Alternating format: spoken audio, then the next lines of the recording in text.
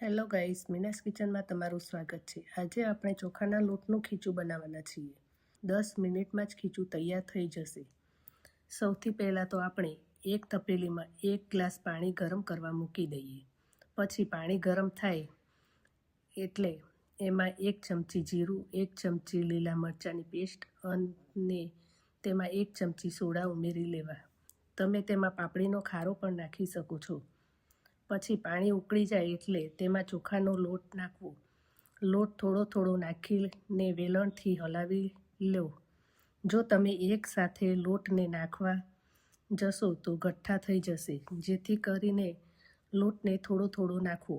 પછી ખીચું તૈયાર થઈ જાય એટલે તેમાં એક ભીનું કપડું કરીને તેની ઉપર ઢાંકી દેવું અને પછી તેની ઉપર ડીશ ઢાંકી દેવી। 5-10 મિનિટ રહેવા દેવું, જેથી કરીને તે સારી રીતે સીજીને સરસ થઈ જાય। પછી તેને એક બાઉલમાં કાઢીને તેની ઉપર આચાર મસાલો અને તેલ નાખી લો। તમારું ગરમા ગરમ ખીચું તૈયાર છે। આ રેસીપી ગમી હોય તો વિડીયોને લાઈક કરો, શેર કરો, ચેનલને સબસ્ક્રાઈબ કરો। Thank you.